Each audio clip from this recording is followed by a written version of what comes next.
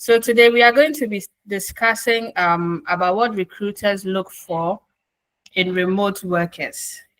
Remote working isn't just about working from home. It's about building trust, communication, and independence.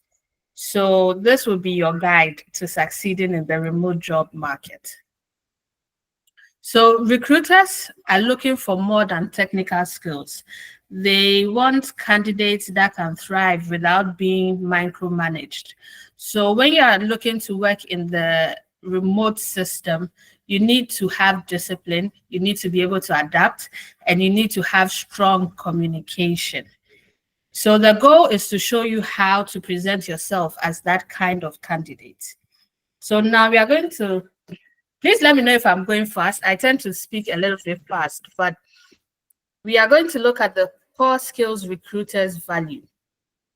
And the first one is strong communication. And it's intentionally at the top, not just verbal communication, but written communication as well. So because you are working remote, you are not seeing the person face to face. So most of your interaction is done either through messages or calls or emails. So communication is very key, very key. And also time management and organization.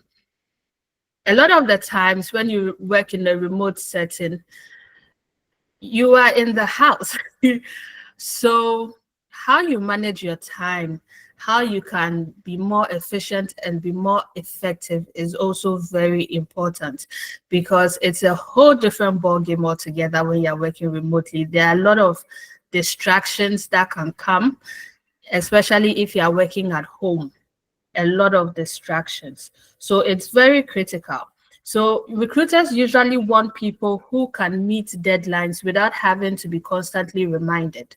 And in my experience of working remotely with people in the US, they do not micromanage you like we do here in Ghana, whereby probably your boss will be checking in, are you working or not? But there they don't do that. What they do is they give you a target, or they tell you the results they want.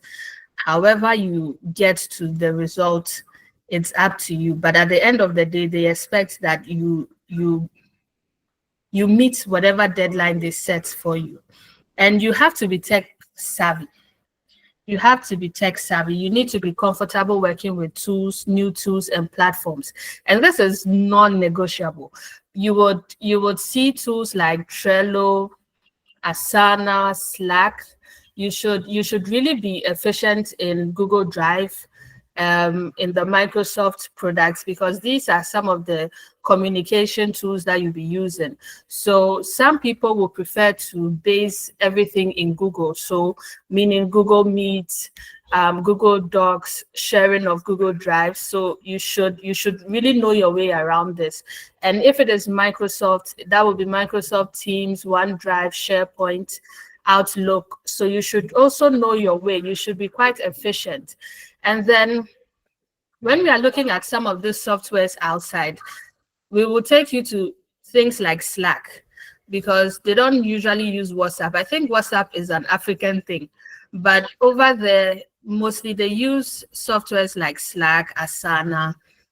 There's a CRM called Honeybook. Some people use Dapsado. So you should do some research around these softwares, because a lot of the job postings that come, they specify that people must be conversant with some of these softwares. And as I said, you are not micromanaged, especially when you are working with people outside. So they expect you to take initiative. They expect you to be a problem solver.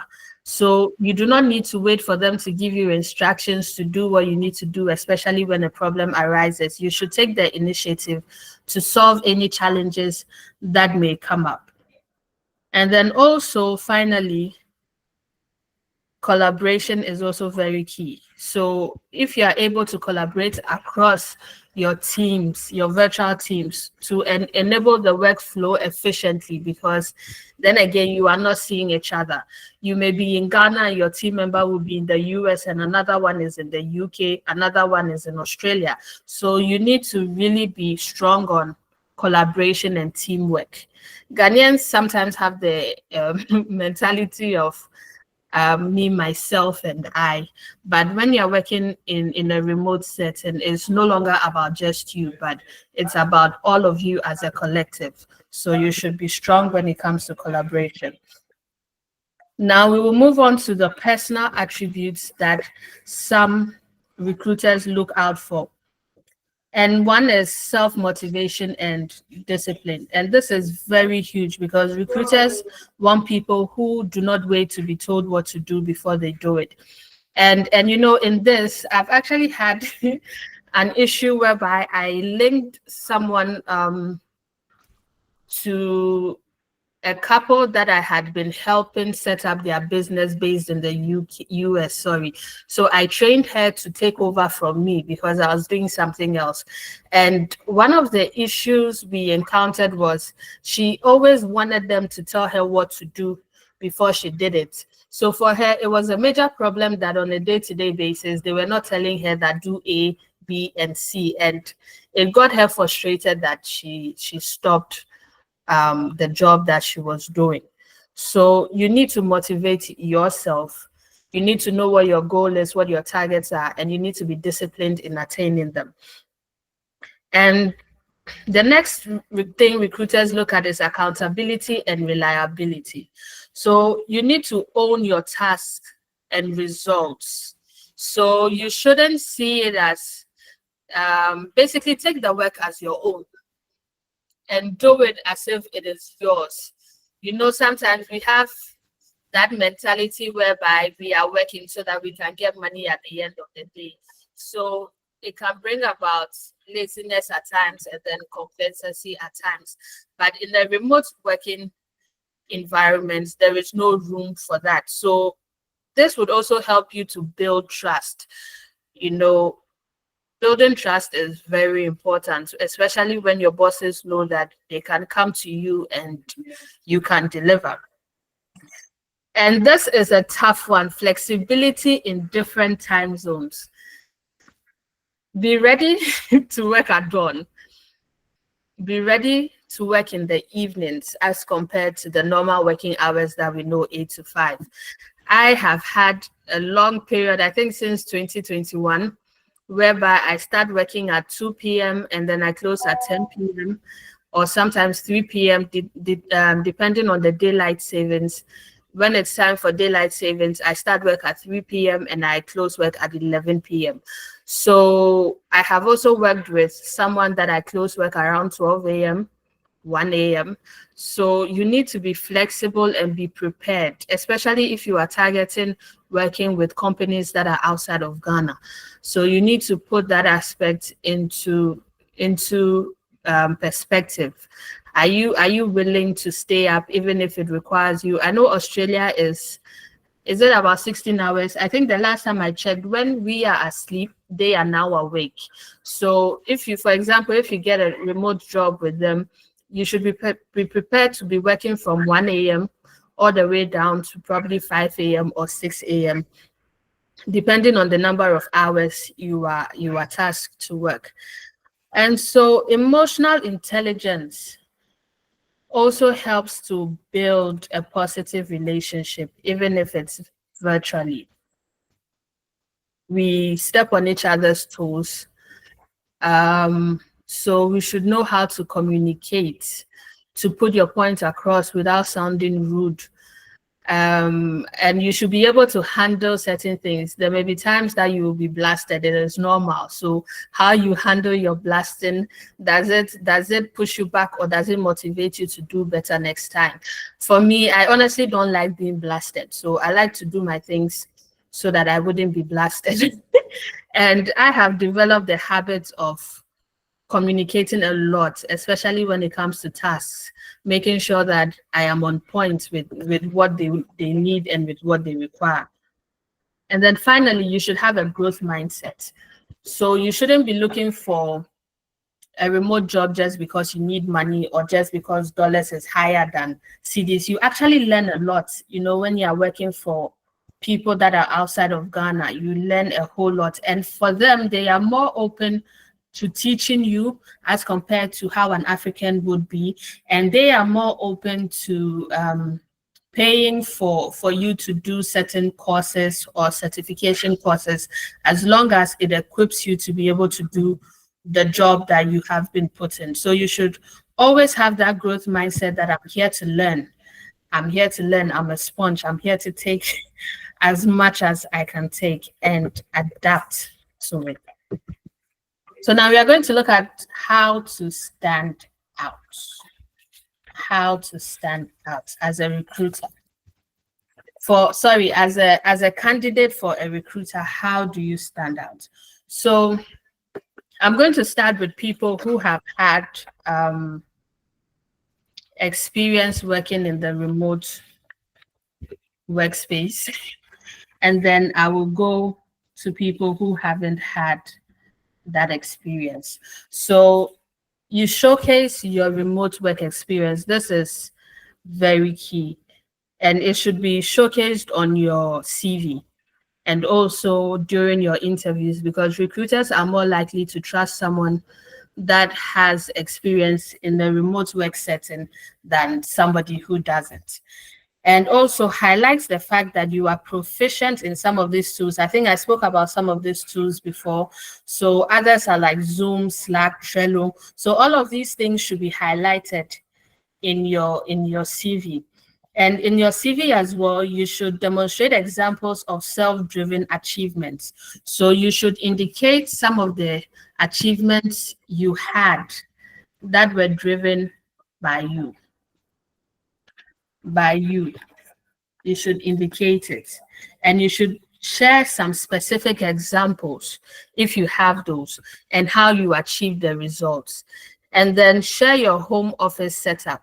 So this is not so important, but it will be great, especially during interview sessions, to let them know that you have a dedicated workspace or a place where you can work without any hindrance, because that is one of the issues we face when we are working remotely. You find out that sometimes you're on a call and somebody's talking in your background.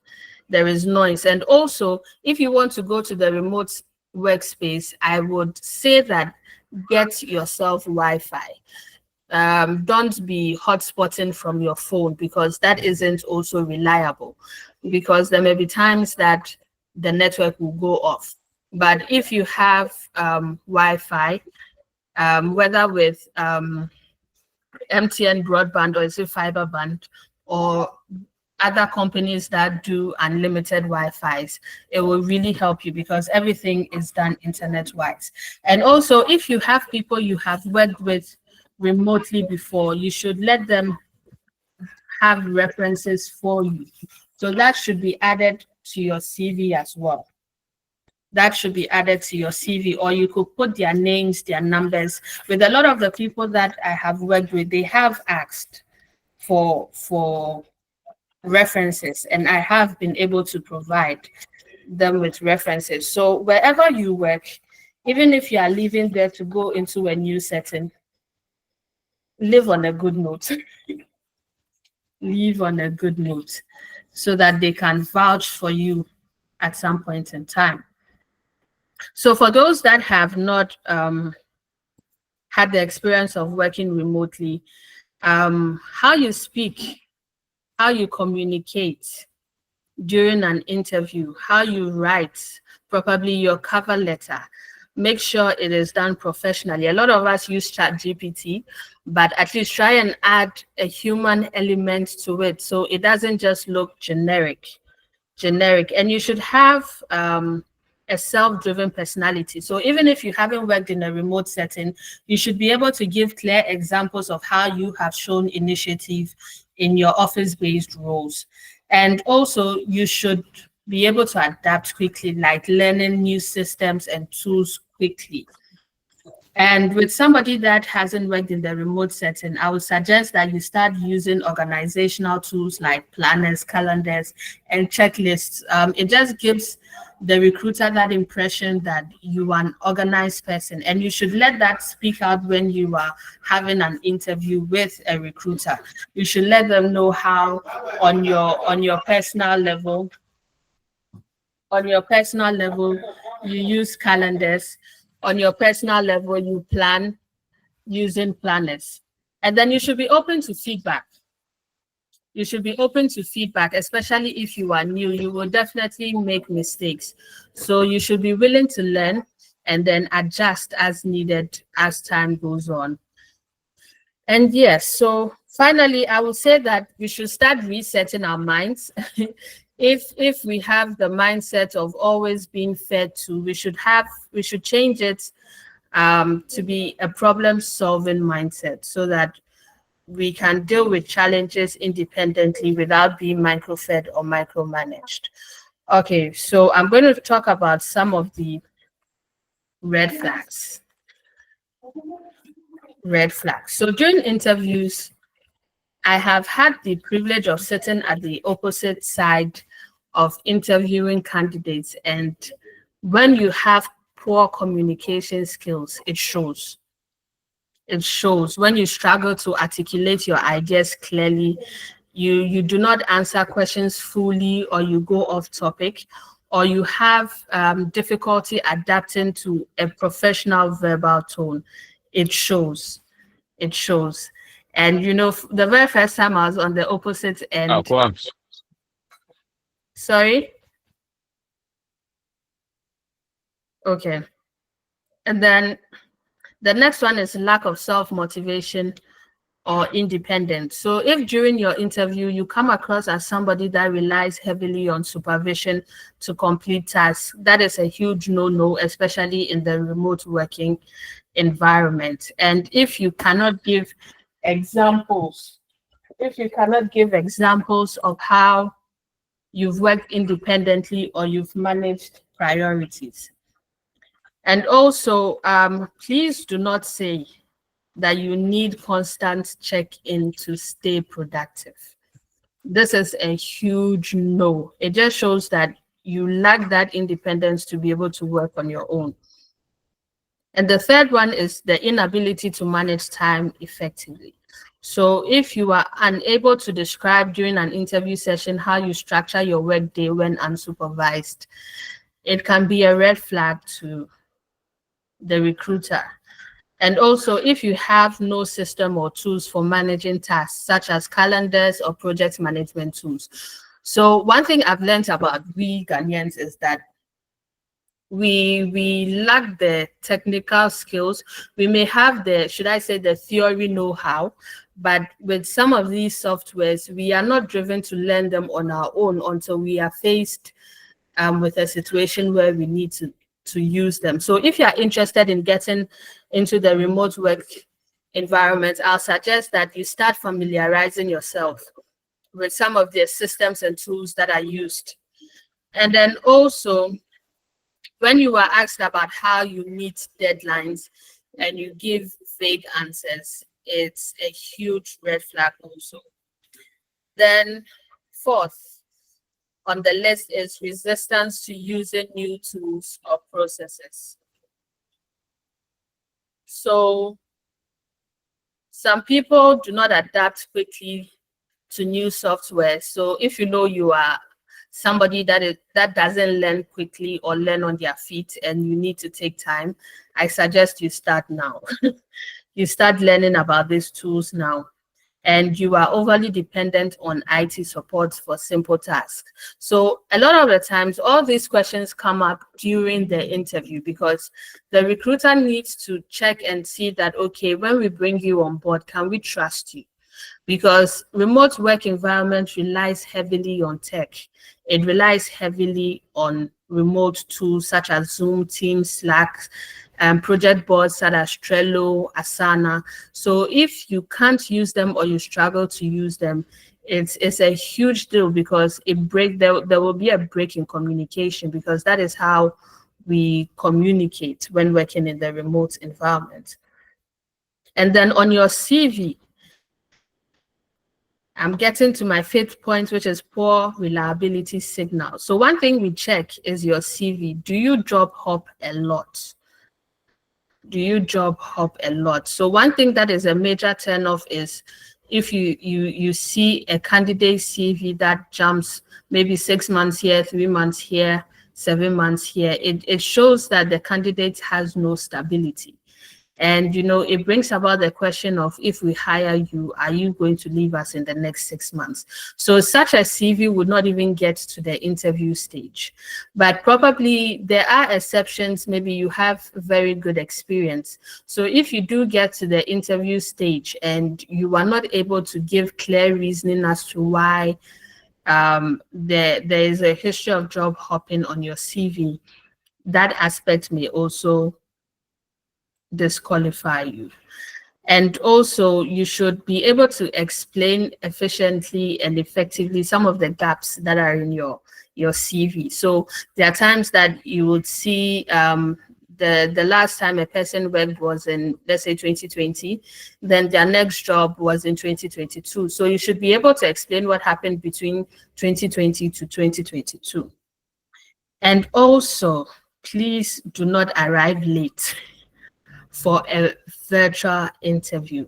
And please also check your network, because if you are on the interview and you keep going off and you are inconsistent because you are having technical issues, that may disqualify you. It may disqualify you. And also, if you sign into the interview late, it's better for you to be there early for the recruiter or the interviewer to come in and meet you than for them to be there waiting for you. And also, please, if you have the challenge of, should I say, isolation, or you lack social skills in terms of collaborating with people, remote working is not for you. It's not for you, because you need to build a relationship with people that you do not see. You need to build a relationship with them, and you need to have a positive attitude concerning remote teamwork. And then number 7 on our list is lack of remote work readiness. So as I said, you should have a dedicated workspace. There should be a limit to background distractions. In terms of the distractions, I know that there are some that we can't control, but we should try as much as possible to limit whatever background distractions there are. And also, you should be able to explain how you stay productive in a home environment. That is, if you get to the interview stage, probably you've not had experience working in a remote setting. So this can be a question a recruiter will ask you. How do you stay productive when you are at home? And you should be able to answer that.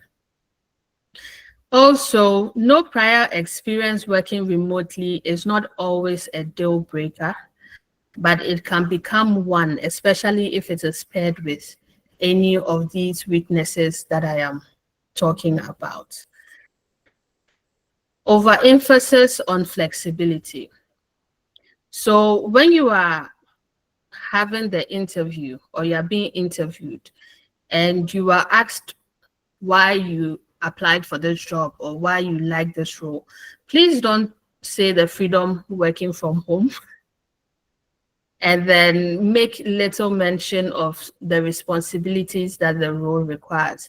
I would suggest that you focus heavily on the responsibilities and how it resonates with you and how you will achieve whatever goals or KPIs are set before you. And don't prioritize working anytime without acknowledging the need to overlap with team schedules. So in as much as remote working is flexible, it is not so flexible because you are not working on your own. You are working with other people. So you need to be able to coordinate so that there will be a smooth running of things. And then poor accountability. So you avoid giving clear ownership of past tasks or results. Even if you fail in achieving the results, it speaks well of you if you are able to own it. One thing I've realized that we as Ghanaians, we lack is ownership. We don't know how to own something that we are doing. We don't own it as if it is ours, you know. So you should also be able to show clearly how you measure your own performance remotely. So a question may arise that possibly you are working in an office situation.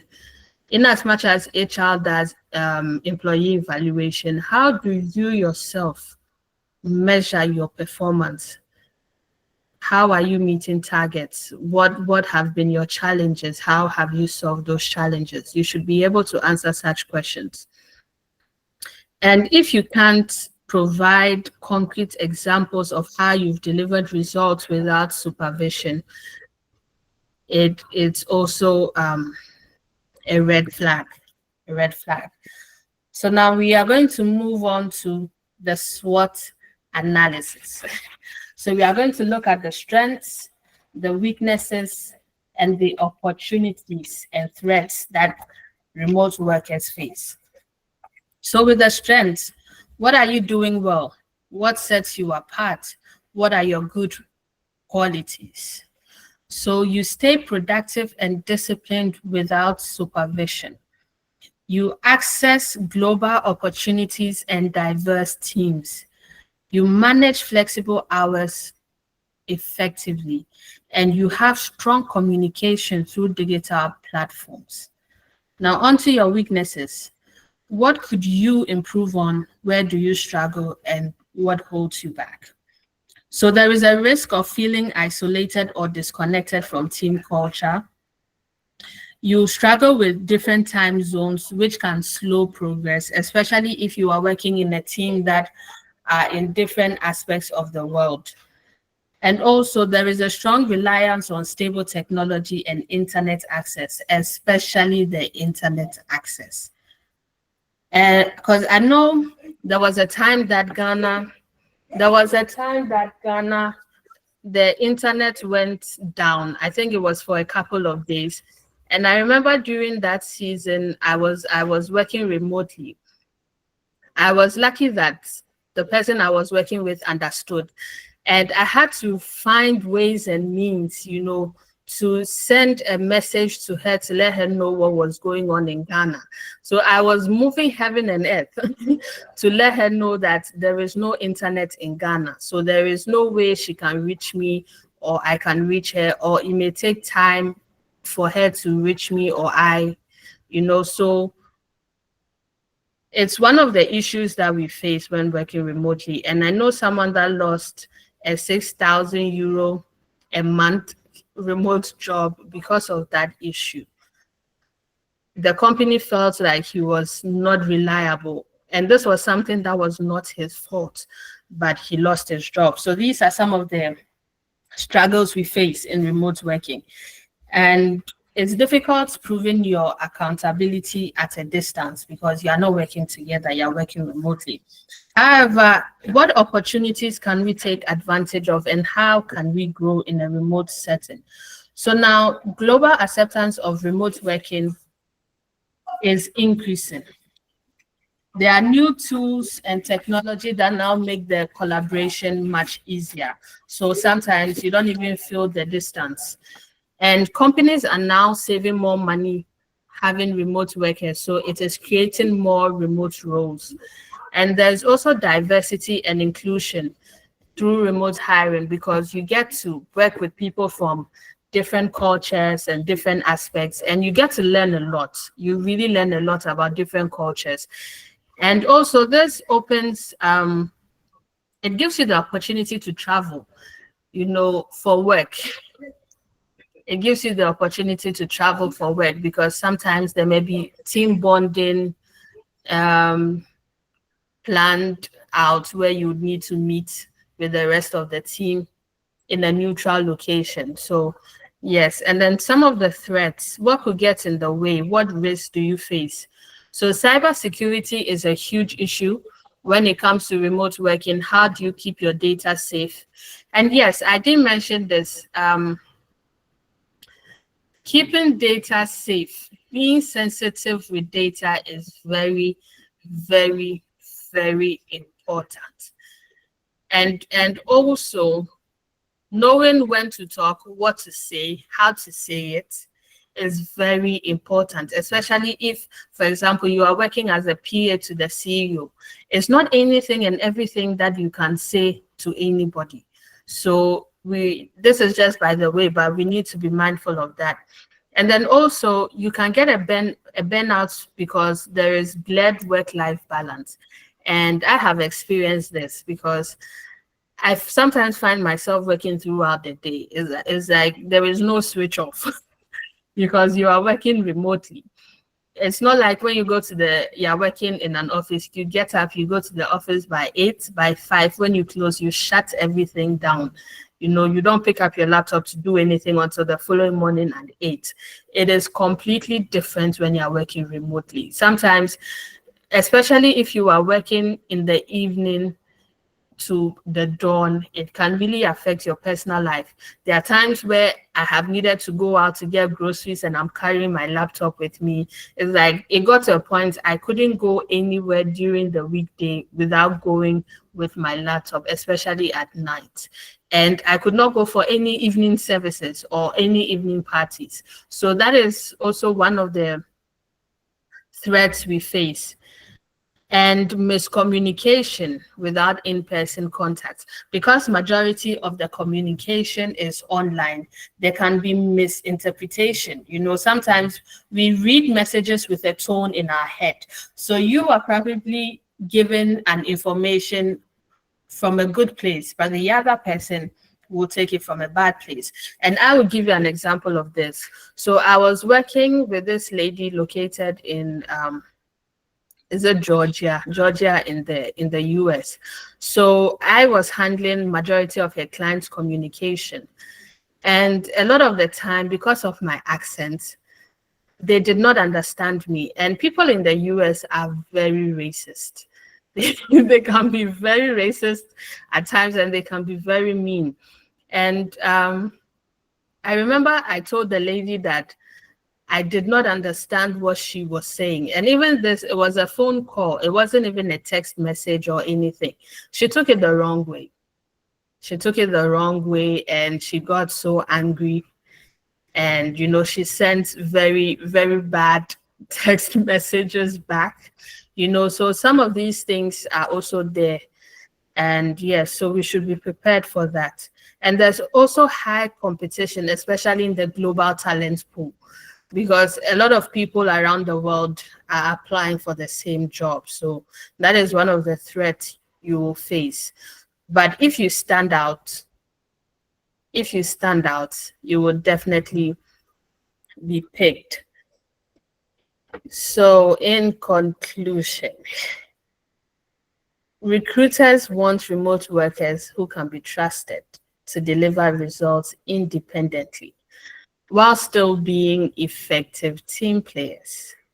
So if you are able to demonstrate strong communication, accountability, and adaptability, and I would also say that let all of these come out in your CV. I have seen a lot of CVs by Ghanaians, and sometimes you can't really tell if the person can do the job until you speak to the person in person. So we should let our CV stand out.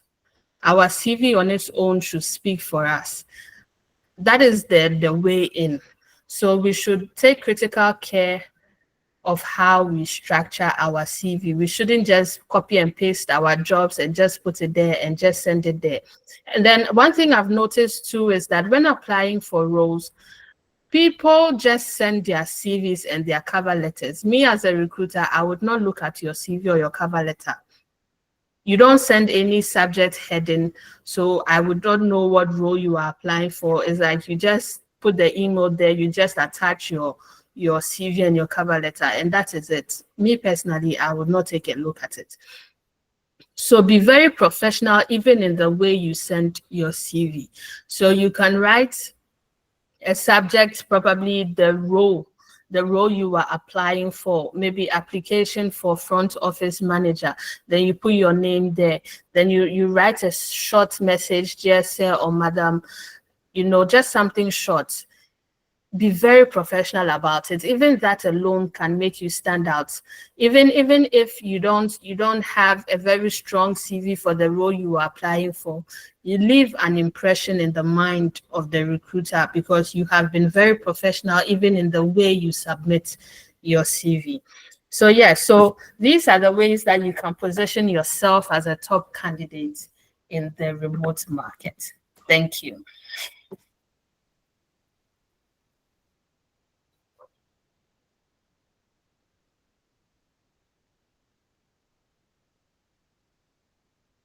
Wow, that was a loaded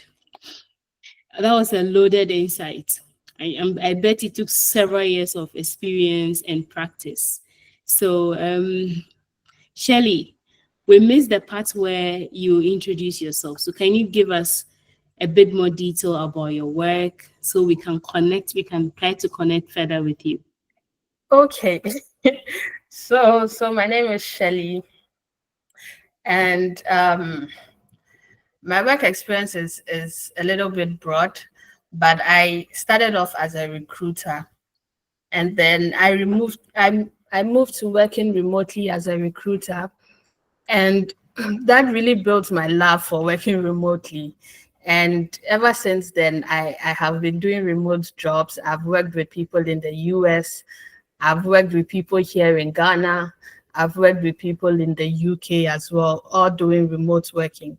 And it's only recently that I have gone back to in-person working. But so essentially, I've been working remotely since 2020. And 2025, this August, I went back to being in person. So I've had 5 years experience working remotely.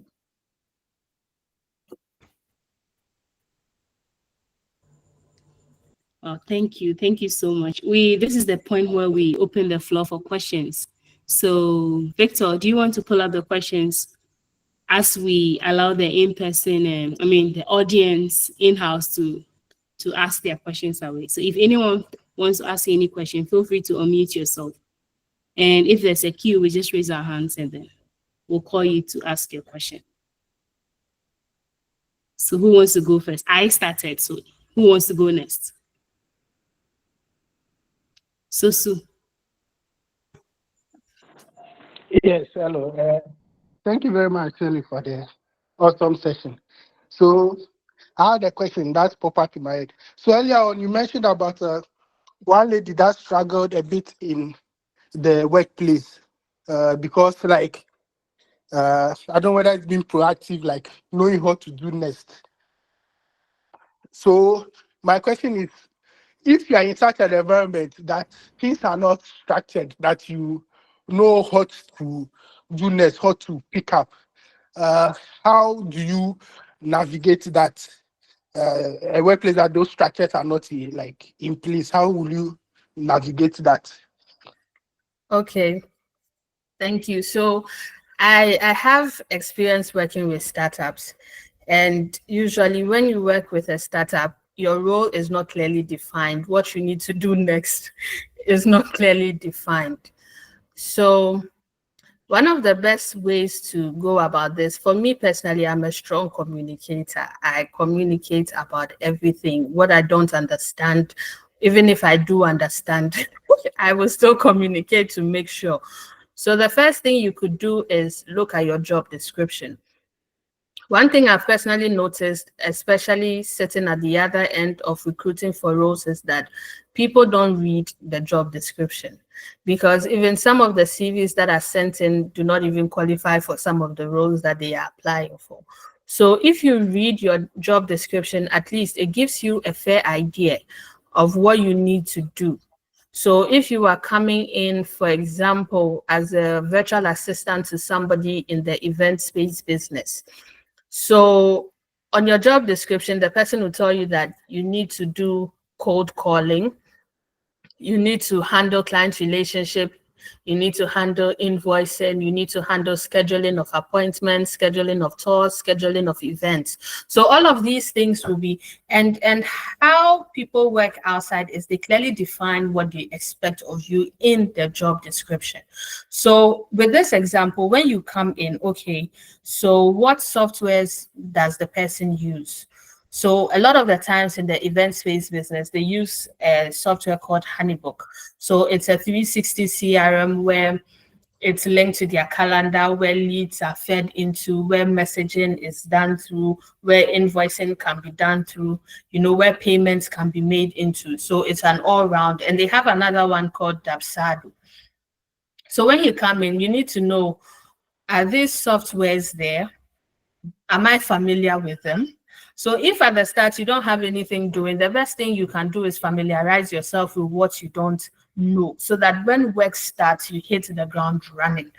And also, if your job description says you're going to cold call, okay, do I have a software that I can use to make calls where I am located? So in Ghana like this, you use a software called Grasshopper because Grasshopper works here in Ghana.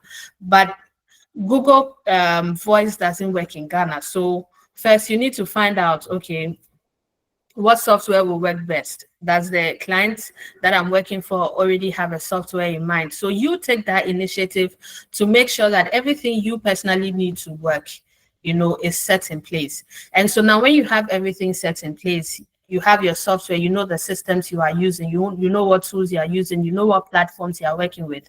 Cold calling, you start making your cold calls to getting new leads. So once new leads feed in, definitely don't want to tour your event space. So you convince them now to come in to tour your space. You sell your space to them. You get them to come in to tour. After touring, you call them or you text them or you email them, how was your tour? Do you like the space? Would you like to move on with the space? If they want to, you create an invoice. So for me personally, it got to a point, I worked with a lady that had an event space. It got to a point, she left everything to me.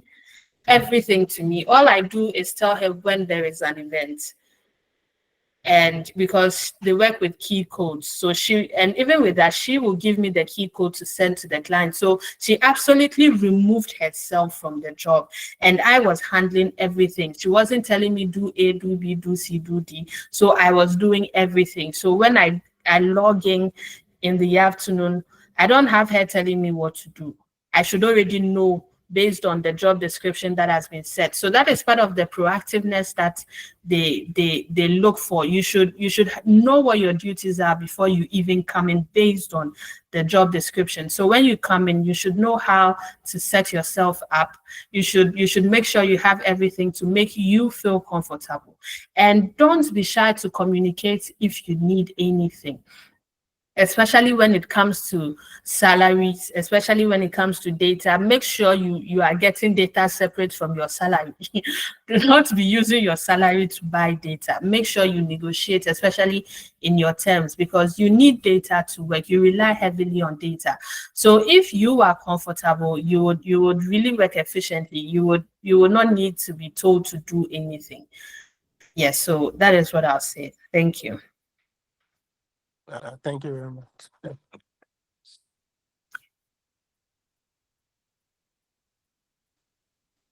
Yeah, Pius has his hands up. So Pius will go next. And then there was a question pulled up by Victor. After Pius, we'll read the question on the screen. All right, hello. Please, can you all hear me? Yes, please.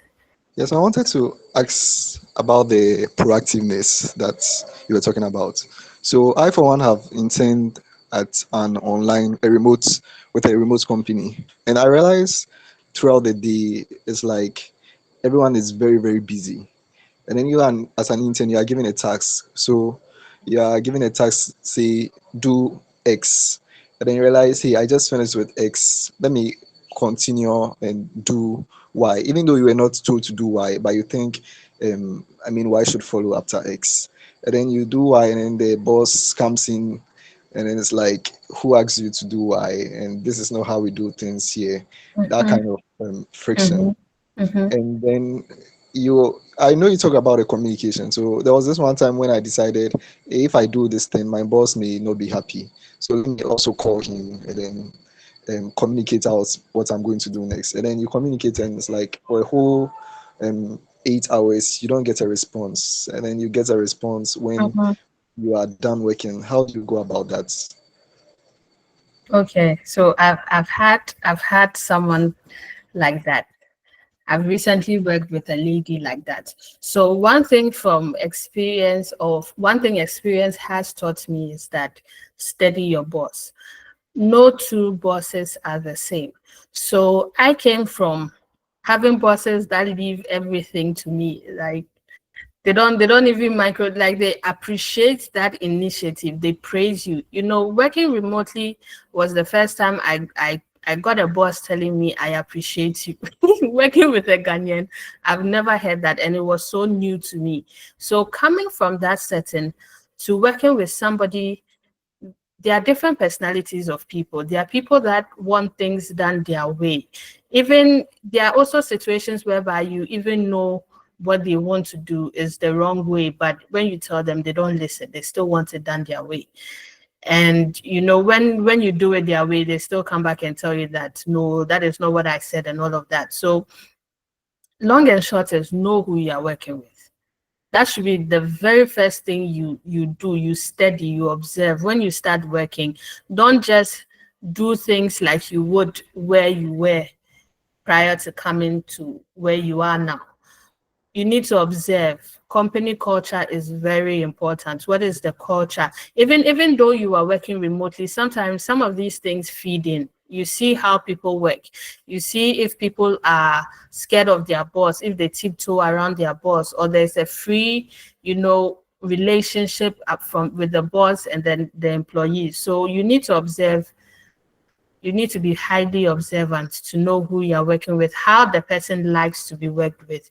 So that is what I spoke about, adaptability. So you should be able to adapt. So if the person wants to tell you that do A before you do A, so adapt to that. When you finish doing A and the person hasn't told you to do B, just relax. After all, he's paying you. He is paying you to do that. So if that is how he wants to work, you should be able to work with him, or you could communicate with him that for me personally, I don't like sitting down idle, especially when I know I'm being paid for the time. So what I like to do is I like to get a set of tasks. Instead of you to give me one task, do this, then I'll come back to you. Give me a weekly plan or something, or a daily plan. So I know that when I log on for today, this is what I have to do. And if you are very efficient with your time, sometimes you are able to even complete it before the number of hours you are being paid for is up to. And so, yeah, so it's either two ways. You adapt to how the person works, or you try to communicate and find a middle ground for something that works for the two of you. Maybe he giving you a plan. So when you come in, Monday to Friday, this is what I'm focusing on. And so by the time another week flows in, he has created another plan for that week to avoid any miscommunication or any slowness in response. Okay, thank you. All right, thank you, Shirley. There's a question. There are two questions. I'll read them out.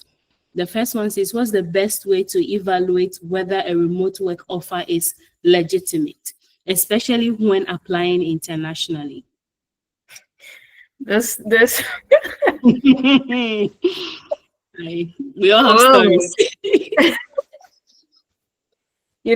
there's a lot of scam, especially on Upwork. Now there are a lot of scammers on Upwork. And sometimes if an offer is too good to be true, it's a scam. If it's too good to be true, it's a scam. And one thing recently I shared with a lady who started working remotely with a company she wasn't sure about. And I told her usually the way you can verify is by your first pay. And be very careful the kind of information you give out within your first month of working with a company. So if there are payment timelines that have been set, And, this is one of the dangers because it's remote. So you are not able to physically go to the company's location to verify that this is a legit company or it's not. But if at the end of the month, you do not receive payment and you are told stories and all of that, do not waste your time. Do not waste your time. They are probably using you for cheap labor. And also be wary of some of the tasks that you are told to do under the guise of interview questions, or should I say under the guise of them testing your skills. With some technical skills, yes, you would need to go through technical interviews so that they can test your skills. But if some of these interviews go way beyond the parameters, maybe they are asking you to complete a task that is something that should be paid for. Like, it's not a simple task, it's something that is complicated and will demand a whole lot from you. You should also be wary about that, because I've seen my brother is a data scientist, so I've seen some tasks that have been sent to him, some technical tasks, and it's essentially like he is doing a project for the company. And the company says that this is supposed to be an interview to test your skills, you see. So this is like free labor. So they probably have a project that they need help on, and under the guise of interviewing you for the role, they'll make you answer or they'll make you complete that project, and then you probably not hear from them again. So these are some of the ways that you can test, but the salary is a very important way of testing. If you find a company that sticks to the time of payment and they are not being shady around payment, then so usually what I do is when I start working, I don't wait a whole month to be paid. So I break it down. So I do a weekly payment, or if I'm doing an hourly rate, I will tell you that I want to receive my payment at the end of the week. But if I'm doing a flat rate, I divide it 2 weeks, 2 weeks. So you don't waste your time working for a month only to find out that this company is a fake company. So if you break it down into a weekly payment or a bi-weekly payment, you will know by the end of the month if they could be trusted or not. Thank you.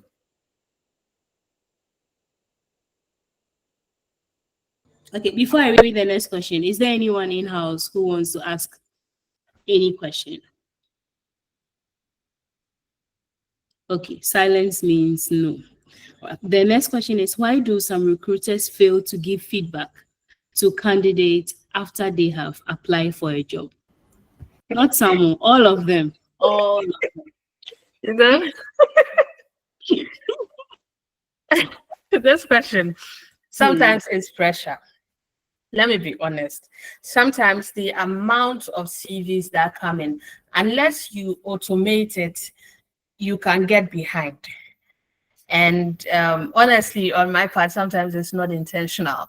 It's just that you have a whole boatload of CVs coming in, and you won't remember to respond to them all, because as you are screening the CVs and you pick out the ones you want to reach out to, you can forget.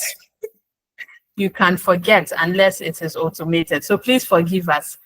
It's a bad habit that we are working on, and hopefully we will do better.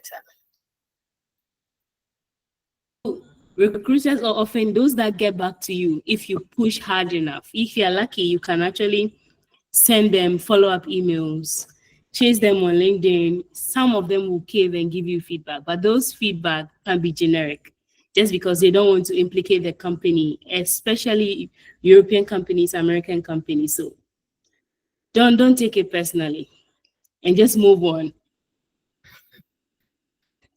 Any more questions from the audience? If not, I have 2 more and we are exactly on time, but 2 more questions. And that is, what makes one stand out for consideration? Okay, you've answered that. You've actually spoken at length. So I will ignore this question and ask the next one. Is experience level often looked at for entry-level roles?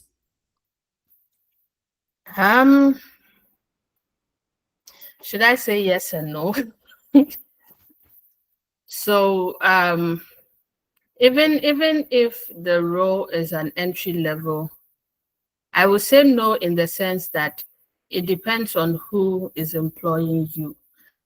There are some companies that they add training as part of their recruitment package. So for them, even if you do not have the necessary experience, they are willing to train you. So when they are looking out for a candidate, they are looking for somebody that is willing to learn and somebody that can learn quickly on their feet and can adapt quickly. So these are some of the things that they will look out for. And I would say yes, in the sense that there are some companies that do not have the time and the budget to train you, like startups. So startups are now starting out. So with them, they have limited funding and they require a whole lot. So they would prefer, even if it is an entry level, to get somebody that can hit the ground running. So don't just apply for jobs when you see them. Research into the company. Recently we interviewed a guy for a data analyst role, and the company was a startup. The company didn't even have a website. And when he came in and we asked him if he has researched into the company, his answer showed us that he hadn't, even though he responded yes. He said he came across the company's website, and you would ask which website, because the company had no website. And as we were probing, he kept digging a deeper hole into himself. Whereas another candidate came in, and he was honest and said that he did not find any company visibility on the internet. So with that, we knew that, okay, this person did try to research into the company. So know the company you are applying for. If you research into the company and you find out it's a startup, and you know that you don't possess the necessary skills, you may try your luck, but don't be disappointed if you do not get the role. But if you find out the company is more advanced or more matured and they may be willing to take an inexperienced person and train them for the role, why not? Thank you. Yeah, thank you. Thank you for that response. There's one from Faith. Faith, do you want to come on there? Do you want to speak, or I should read out your question? Okay, let me just read it out. So what platforms can we get these remote works? Yeah, what platform can we get these remote jobs? Right. So you can shed some light on it. African-friendly platforms, so I beg. Sorry? African-friendly platforms, but some of them, they don't want us. Yes, so for the platforms in the past, probably around 2021, getting my first remote job, I got it off Upwork. I just applied, and the day I got the interview is the day she gave me the job. So, but now Upwork too has changed. Now Upwork is full of scammers. So if you are on Upwork, you should be careful. I know about Fiverr.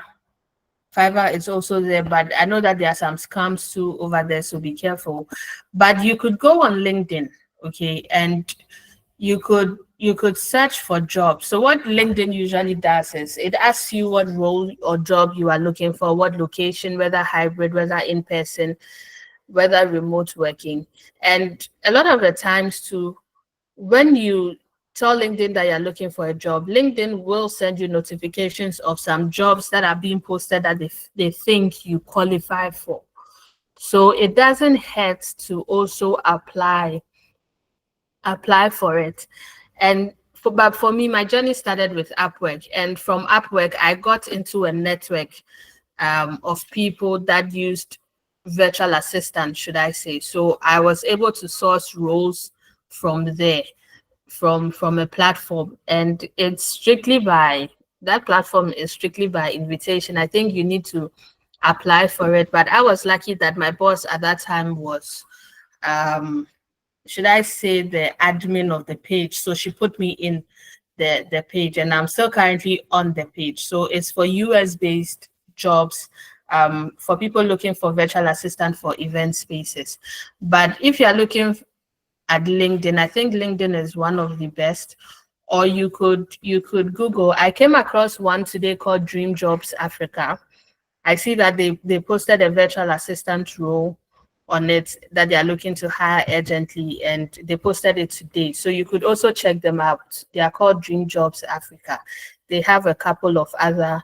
So you need to filter for remote. They have in-person and remote.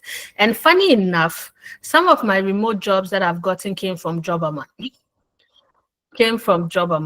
So you can also upload a CV to Jobberman, and you could probably let them know that you are looking for remote jobs. And so as and when any comes in, they would let you know. So these are some of the platforms I have tried and tested. So I can't speak for any others that I haven't tried. Thank you. Yeah, thank you too, Shirley. It's time for us to wrap up. If there are no more questions, then Shirley, if you could just give us like a final thoughts, and then we'll end the call. Final thought. Yes. So I think what is most important, especially in remote working, is standing out. So position yourself, build capacity. If you are at home or you are working in a role looking to switch to remote working, build your capacity. Do short courses. There are some courses on Udemy, Coursera, even YouTube gives you free learning tools. So you can just research what you need to learn. Just build your capacity, whilst you are looking for a remote work or a remote job. So by the time you fully get into that space, you stand out, because once you build capacity and you add it to your CV and you come in and you are able to essentially prove that you can do it. I always say that once you get into the remote job, that whole world opens up to you. So you get to know about others. And then don't be complacent or don't be lazy when you get a remote job. Still, we have a hustling spirit as Ghanaians. So still keep that hustling spirit and continue to build as much capacity as you can. And you realize that you will continue to rise in the ranks of remote working. Thank you.